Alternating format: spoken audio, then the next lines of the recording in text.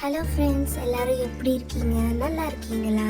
இன்றைக்கி நாம் என்ன பண்ண போகிறோன்னு பார்த்தீங்கன்னா, முள்ளங்கி வச்சு ஒரு சில்லா மாதிரி ஒரு ரெசிபி தான் பண்ண போகிறோம். சில்லான்றது ஒன்றும் இல்லை, அது ஒரு வகையான சப்பாத்தி மாதிரி தான். பாருங்கள், முள்ளங்கி வந்து இந்த மாதிரி தோல் சீவிட்டு நல்லா துருவிக்கோங்க. எவ்வளோ முள்ளங்கி வேணுமோ நீங்கள் அவ்வளோவும் போட்டுக்கலாம்.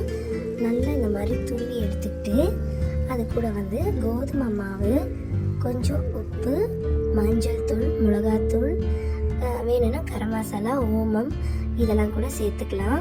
முள்ளங்கிக்கு பதிலாக நீங்கள் ஸ்பினச், அப்புறம் வேறு எந்த வகையான கீரைகள், அப்புறம் கேரட்டு, வெள்ளை பூசணிக்காய் இதெல்லாம் கூட சேர்த்துக்கலாம். இந்த மாதிரி சேர்த்துட்டு நல்லா நீங்கள் இதை வந்து பிசைஞ்சிங்கனாலே அதில் இருக்கிற தண்ணியே போதும். நீங்கள் நல்லா சப்பாத்தி மாவு மாதிரி வந்துடும். நல்லா பிசைஞ்சிட்டு இது வந்து உடம்புக்கு ரொம்ப நல்லது. காலையில் பசங்களுக்கு இந்த மாதிரி நீங்கள் லஞ்ச் பண்ணி கொடுத்தீங்கன்னா ரொம்ப விரும்பி சாப்பிடுவாங்க.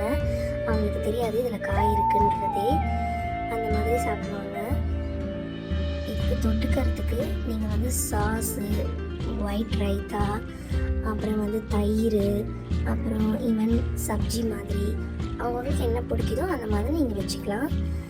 பாருங்கள், இந்த மாதிரி சப்பாத்தி மாதிரி நம்ம திரட்டலாம். இது ஒன்றுமே ஆகாது. நல்லா ஒரு அயன் கேஸ்ட் ஒரு தவாவில் இதை நீங்கள் போட்டு கொஞ்சமாக எண்ணெய் ஊற்றி 2 பக்கமும் நல்லா டோஸ்ட் பண்ணி எடுத்துடலாம். சூப்பராக இருக்கும். இது உடம்புக்கு ரொம்ப நல்லது. ட்ரை பண்ணிவிட்டு கமெண்ட் பண்ணுங்கள் எப்படி இருந்ததுன்ட்டு.